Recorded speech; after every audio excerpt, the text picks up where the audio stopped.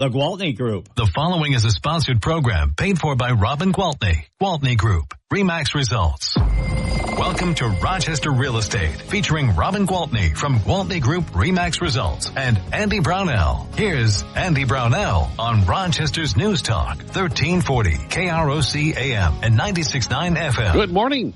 Andy Brownell along with Robin Gwaltney, Gwaltney Group RE/MAX Results. Here at News Talk 1340 KROC AM and 96.9 FM. Welcome to Saturday and good morning, Robin. Good morning. How are you? We survived another Christmas holiday. We sure did. Survived it, enjoyed it, just made the most of every minute of it. It's always just so awesome. Ours was pretty low key this year, but yet we were surrounded by those who matter. You know, it was really awesome. Of course, it was Jordy's first Christmas. Oh, gosh, that's special. Yeah. Your baby's first Christmas. Yeah. But yours is just a little too, ours is still on the young side, but he still loved it. Yeah. He's at his age, the interaction with the decorations and the idea of the gifts. And our little one is not quite 4 months. So it's like, whatever. Yeah, whatever. Every day's Christmas in her world. It's noisy here. What's going on? Yeah, we had a full house. One of our biggest that we've ever had. Good. A lot of extended family over, and it was fun. But we were exhausted afterwards. So that's what we normally do. One big gathering, but we did a lot of separate gatherings so that the kids can be where they need to be and went to my sister's house instead of having them up here. And yeah, it was different, but nice, really nice.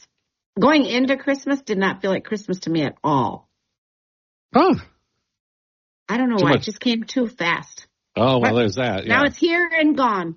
But the weather, yeah. I'm sorry. That's probably part of it. I don't need the full Minnesota winter effect on the holidays for travel and everything.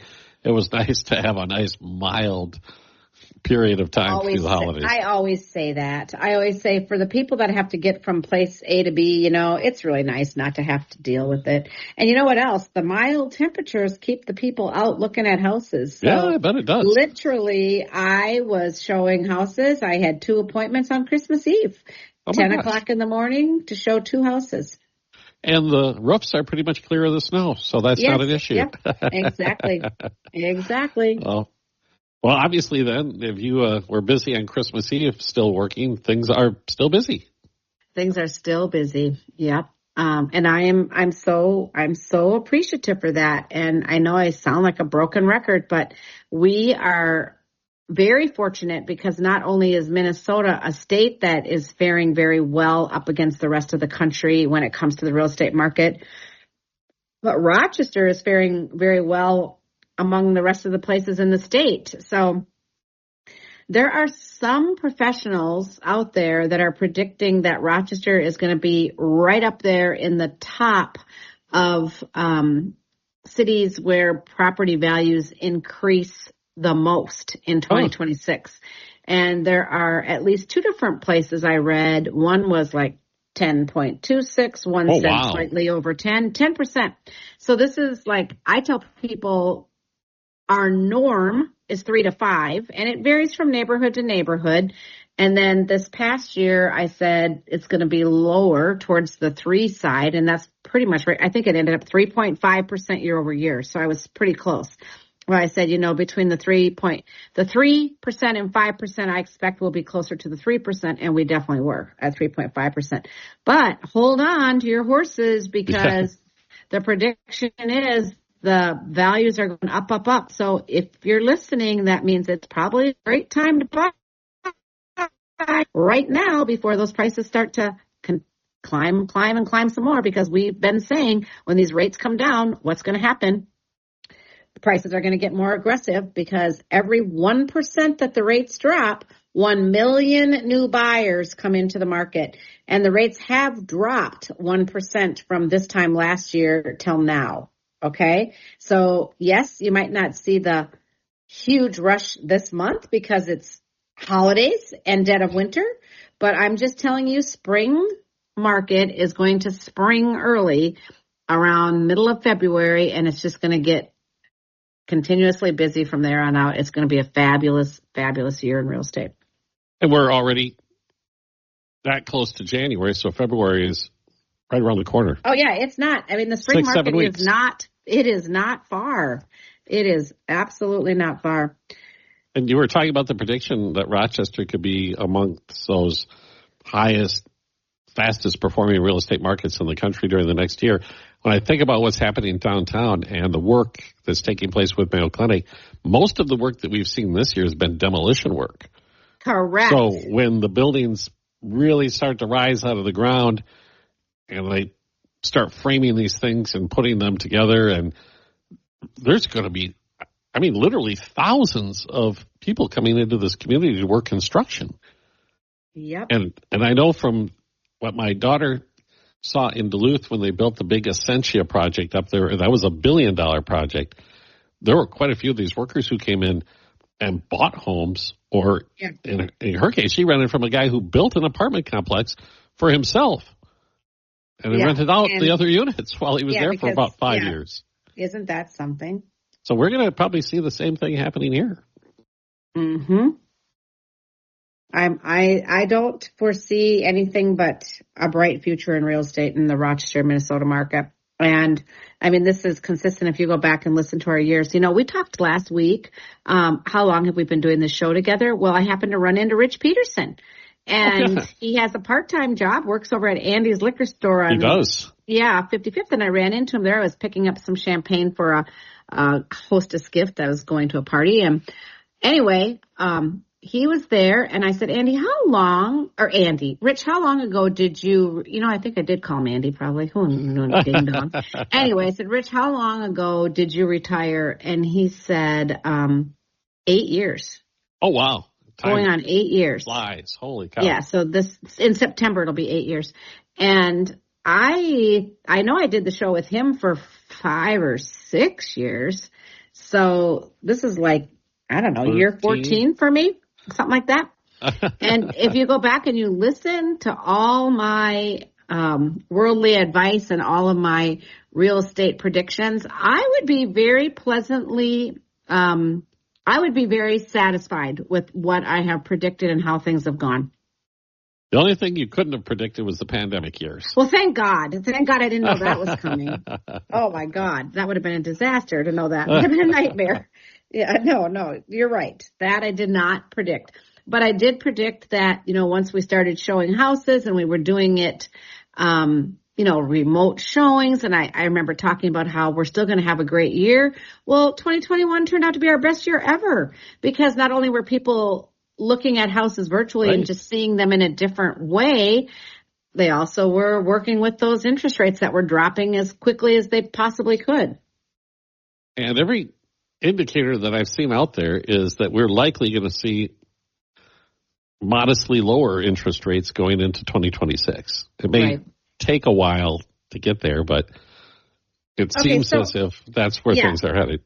I did read this very long article, and clearly I'm not going to go over the whole entire article, and maybe you don't even want me to start until after the break. I don't know. Maybe we should take a break. That would be a good idea. All right. Listen to me like I'm running the show or something.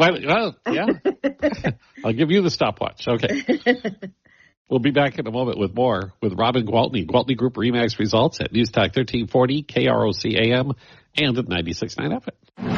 We'll be right back with Robin Gwaltney and Andy Brownell on Rochester Real Estate. This is News Talk 1340, KROC AM and 96.9. Welcome back to Rochester Real Estate with Robin Gwaltney from Gwaltney Group-RE results and Andy Brownell on Rochester's News Talk 1340, KROC AM and 96.9 FM. Welcome back. Thanks for joining us. Robin Gwaltney, Gwaltney Group-RE results at News Talk 1340, KROC AM. 96.9 FM. And before the break, Robin, you were going to dive into a lengthy article. Report. Yeah. Well, it's 2026 mortgage market trends to watch, with a question and answer Q&A with Matt Vernon. Matt Vernon is with Bank of America. Okay. So this literally was just the 23rd of December. So pretty recent. Okay, so questions that were asked were things like, what should people expect? What are we going to see with the mortgage rates, right? And he just had a lot of, okay, so basically, do you anticipate a surge in refinances in 2026? And Vernon says, well, as rates declined in late 2025, we saw a pickup in refinances, mostly from the borrowers with the higher rate loans from the past 2.5 years. And that's going to continue to some extent. But most lender portfolios have rates that are at 5% or less. So think about that. Most of the mortgages and loans that are out there are at 5% or less. That's, yeah. I mean, that's something, isn't it? It is. And so, but those it explains why things are kind of frozen in a way too. Exactly. Yes. And so, our lenders becoming more flexible when they are evaluating self-employed mortgage applicants. And he said, well, we do a lot of business with self-employed borrowers. They often have variable income, so we may ask for larger down payments or more documentation to assess income stability. And I do know there are rules like you have to, if you are self-employed, you have to work at least 2 years for yourself before you can get approved for a mortgage, at least unless it's an in-house deal. But if it's something that's got to, pass Fannie and Freddie's criteria, then it's a minimum of 2 years. I thought this question was interesting. How will technology influence the mortgage process? AI, and this is Vernon's response, AI and technology are bringing efficiency and effectiveness to the mortgage process that ultimately will simplify the steps for borrowers. It's being used more behind the scenes in helping us find documents and information without having to ask borrowers to provide what would be a traditional paper statement, which is nice. Yeah, if you have to bring, you don't have to bring every little thing, which it is frustrating, especially like if you're going to the bank that you bank at, and then they ask you to show all of your assets and your bank accounts. It's like, they're here. Yeah, just you have them go already. online and look at them. Yeah, exactly. Anyway, ultimately to close a loan faster, more efficiently, and potentially at a less cost, which could also be a benefit. Okay, so that's good news. What are the big forces that you expect to shape the mortgage market in 2026? I know this is a question that people want to know. So Matt Vernon replies, I really think rates are going to stabilize, especially post the movements that the Fed has made this year and predicted movements we'll see next year. But by stabilize, we mean in the 6% range that we've been in now. I would not expect a dramatic drop from where we sit by the end of 2025. But as we head into 2026, I would expect a modest decline, sub 6% range. Okay? Yep. So I think housing supply, I agree with that as well. I think housing supply is going to be a factor, which shapes affordability. Underbuilding, zoning restrictions, and homeowners who are still sitting on their 3% mortgages have created a bottleneck. So just like you said, the reason things have kind of froze up. Right. It's exactly that. And he would expect that to ease across the country. But some places like, the Midwest, we're already beginning to see that movement. Buyers are also continuing to shift their preparation, flexibility, and planning for the rate environment that currently exists. And, again, 6%, guys, that's lower than the average, the national average for the past 40 years. Right. The national average is 7%. So it's not like it's not like it's a hard pill to swallow. It's just that buyers who haven't been in the market long don't understand, right? Just like when I was a new buyer and when you were a new buyer, we were clueless to the fact that 16% was ridiculous. It was just what it was, and we paid it. So, it's interesting. Anyway. You talked about the Midwest, too, and I wonder if the reason it's moving more freely in the Midwest is that perhaps we didn't overpay as much for property during the pandemic. Correct. And my gosh, just watch the news. Look at the national disasters that are everywhere, from all those horrible fires to now being followed up with flooding out in California. These crazy things that are all over. I say, you know what? Boring little Minnesota with some cold winters is just fine by me. I'm with you 100% on that. Oh, my gosh. Okay, so somebody asked him, or the interviewer asked him, will buyers start to accept that 6% as the new norm for interest rates? And he said, well, we're definitely seeing that. They understood that ultimately 7% is still historically a very good mortgage rate. Affordability is challenging, but preparation overcomes that challenge. So they're not as deterred by the rates as they were a year or two ago. But again, a year ago, they were 1% higher, right? Yeah, and I think that the more time that goes past, the more acceptance will be there. That this idea of going back to 3% is a pipe dream. A pipe dream, yes. So he said, the interviewer asked, do you see certain mortgage products gaining traction? And I thought that was interesting, because how many times do I say it's so important that you work with a lender who understands all of the different products that are out there and available for our buyers. Right. Because there are loans, especially like rural loans, that will actually help with down payment assistance. I mean, there are things out there for people that if you're unaware of it, you're certainly not going to be able to take advantage of it, right? So It is important to have lenders who know. So he says, we're beginning to see borrowers choose alternatives to the 30-year traditional fixed mortgage that dominated the last 7 to 10 years in the very low rate environment. It's not a new idea. It's not a new idea to do ARMs or to do shorter mortgages by any means. But when they start to investigate that adjustable rate mortgage, the ARM, ARM for adjustable rate mortgage, up to 10% of the current loan volume is adjustable rate mortgages. And that's the highest level they've seen since 2023. So buyers are definitely considering these alongside the traditional fixed rate. And I've said this before, but in Rochester, we've always seen adjustable rate mortgages simply because a lot of our buyers know when they come, they are here temporarily. They're here to do 4 years of medical school, or they're here to do 4 years of residency, or 5 years of fellowship, or whatever it is they're here to do. But a lot of them know when they come in that it's only for this amount of time. So if they can get a better rate by using an ARM, why not? I've read somewhere, and I can't remember where it was, Robin, before we take a break here in just a second, that to neatly divide up Rochester, it's 1/3 people have been here forever, long term. 1/3 who've been here 10 to 20 years, and then the other third is that transient population that I believe is in and out.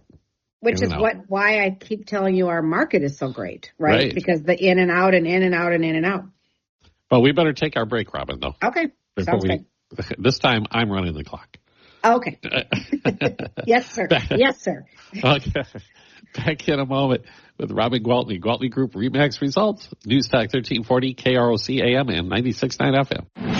We'll be right back with Robin Gwaltney and Andy Brownell on Rochester Real Estate. This is News Talk 1340, KROC AM and 96. Home the gold. To Rochester Real Estate with Robin Gwaltney from Gwaltney Group-RE/MAX Results and Andy Brownell on Rochester's News Talk 1340 KROC AM and 96.9 FM. Thanks for joining us on News Talk 1340 KROC AM 96.9 FM.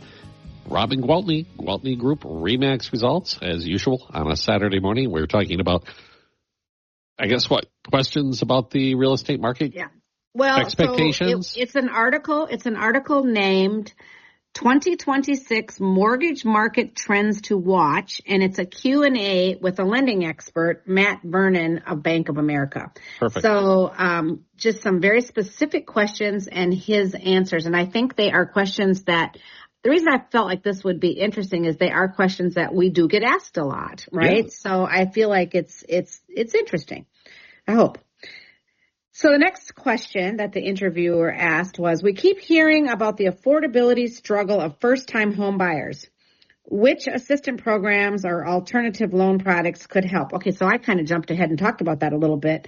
But he says there are a number of programs that, frankly, many clients and prospective homeowners don't even know about. And that's why it is incredibly important to get educated on the mortgage process. Also, do your research online and learn how to connect with a local government or municipalities to apply for grants and down payment assistance. And so if you're working with a realtor who has experience and understands that, that's what we're here for. We're here to help you with all this. And of course, you want to be hooked up with a professional lender who is also in the know of these products, which is why we are really good about introducing you to lenders who are the best of the best. Okay, so that's so important to me. It always has been. It always will be. For example, at Bank of America, there's a down payment grant program that will pay 3% of the purchase price up to $10,000. We have a homeownership grant program where we will give $7,500 towards closing costs to permanently buy down the interest rate or cover one-time costs. And then we have a 3% down payment mortgage that you can also utilize. So just here at Bank of America, we can offer up to $17,500, which is in addition to whatever you can find at the local level. So, I mean, it's just, you gotta understand. All right. This question, I'm very anxious to see what his answer is because I have not read his answers, but, what about the 50-year mortgage? Is this being considered by the industry? Matt Vernon says, it is not necessarily a new idea. A 40-year mortgage has been a product that the industry has looked at over the last 2 decades from time to time. The appeal of a 50-year mortgage would be lower monthly payments, which could help with the affordability challenge. However, there are significant potential downsides that need to be considered. Total interest costs would be so much, much higher. Equity would build very slowly, and borrowers would remain in debt for decades. Ultra-long mortgages are an idea that's being explored but not been mainstreamed. It would require a regulatory change, and it could come with significant trade-offs that buyers would need to carefully consider. But now let's back up a little. If we're talking about you get the 50-year mortgage so that you have a lower payment, but you're only staying in your house 7 to 10 years, sure, you're not going to have as much equity when you leave, but if you rent for 7 to 10 years and leave that apartment, you're going to have Zippo equity, okay? Yeah. And if these predictions are right about, say, Rochester jumping 10% year over year, that's just value increase. That's instant equity, guys. So, again, I'm not by any means promoting the 50-year mortgage. I'm just saying there's a reason somebody came up with it because there definitely are some perks to some people in some situations where it would be a good option for people. I just read that 100-month car loans are becoming more and more commonplace. Oh, wow. Yeah, for the same reason. Cars are so expensive. Yes, because cars are so expensive. All right, so this is our last show of the year. Oh, my God. Next year it will be Next week, it will be 2026. Yeah, next week. Next week, it will be 2026. So let's take a look at what 2025 rounded out as and what our forecast and seasonal outlook is for 2026 in the next few minutes, okay? Okay. All right. Average home value in Rochester, Minnesota, $329,353, up 3.5% over the past year. Median sale price, $331,633 right now. And just November, since November, it's up 1.8% year over year. Okay. So what does that mean? Prices continue upward year over year, even late in the season, showing sustained demand. Sellers are seeing appreciation. It's just on the modest end. All right. Market activity. Roughly 24 days for the homes going under contract right now, okay? Inventory levels are tight relative to a balanced market. Some estimates show only 330 homes for sale, whereas a balanced range would look closer to 1,000. Oh, okay? wow. So that puts it in perspective. Yeah, but the thing is we have enough buyers that are just still sitting on the sidelines waiting that we're not feeling it as much. Does that make sense? Yeah, it does. Okay. So even as this year is winding down, homes in good condition that are well priced are selling faster than typical seasonal lulls would suggest. So inventory remains constrained, which favors sellers and keeps upward price pressure. Forecast and seasonal outlook. For the 2026 home price forecast, Realtor.com projects 10.3% median price growth for Greater Rochester area in 2026, Yowzers. One of the strongest forecasts nationally. Man. Zillow is a little more modest, and they're saying 5.6. Oh, with many experts saying actual growth will likely fall somewhere between the two. Okay. But guys, this is all great news. But also tells me that if you want to buy, you better be thinking. Get your butt in gear. Yeah. Yes, you got it. Typical U.S. housing seasonality shows slower sales activity in late fall or winter, but local data in Rochester is showing continued movement, shorter market time than most regions. So here we go. Rental market, average rent in Rochester in November was $1,679. And now they're saying average U.S. rent, now we're comparing to all the big cities on the East Coast and West Coast, is a couple hundred more. So I still say renting in Rochester is pretty doggone expensive. Oh, but, gosh, yeah. You know, do you remember rent? Did you ever rent in Rochester, Andy? It's been more than 3 decades since I rented. Okay, well, me too. And but that was the reason I went into home ownership. My first place that I rented was I think it was $500 that me and my roommate shared for a 2-bedroom, 1 bath, something like that. It was a nice apartment, newer building, crazy. Anyway, so I'm just, do I have a minute or not? Am I running out of time? We're running out of time, but if you go real quick, we can fit it in. Condensed quick takeaways for the holiday and year-end context. Prices are still rising. Average values up 3.5% year over year. Homes are selling relatively quickly. Inventory remains constricted. 2026 forecasts point to continued growth. Prices going up. Some models predicting over 10%. Rent in Rochester remains pretty, high priced, but at least affordable.